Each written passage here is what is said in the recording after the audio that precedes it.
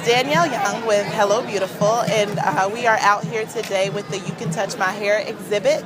And it's a pretty interesting thing. I think it's nice to have an interactive forum for black hair. There's a lot of people out here that counter the argument of you can touch my hair, and they say, do not touch my hair. I am not your Sarah Bartman. I've seen signs that say, what's next, my butt?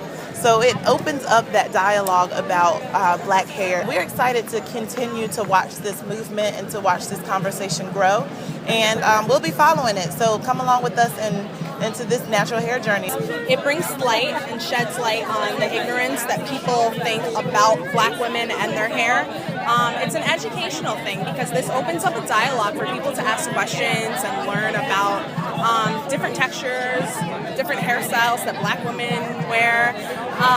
This is run by unruly.com, so I think it's an awesome all about hair kind of experience. I feel like this is a positive thing. I feel like it starts a whole conversation at least. I feel like there's a big gap between the people who are curious versus the people who haven't, and usually the people who are curious, they don't come up to you and ask you. If you want to touch it, it's fine, just ask me. It's not that serious, but the whole campaign I feel is a good thing.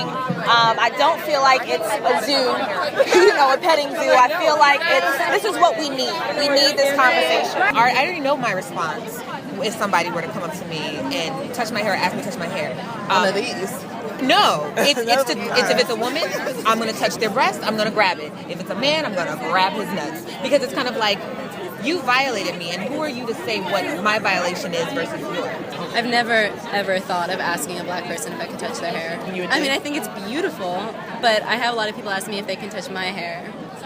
Because my hair is like 8 times the size of your hair if I were to comb it out. And so sometimes I rock the fro also, and people ask me, and I'm like, no, you're going to deflate it. I don't know. I don't really get that. When they ask, I think it's fine for them to touch my hair. I don't have any big qualms about that, but I just think this whole event is just a great way to spark conversation. Obviously, it's done just that. So, yeah, I think there's a lot of misconceptions about black hair, a lot of questions that people have, curiosities, and I don't think there's anything wrong with addressing them. People have curiosities about everything, so we're just creating a forum for people to talk about it.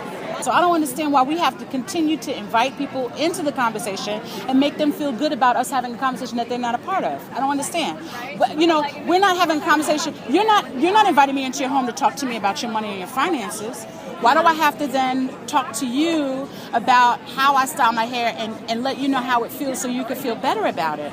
Not only can't you touch my hair, right? Not only can't you touch my hair, but I don't care what you think about it. And I don't care if you like it or not today.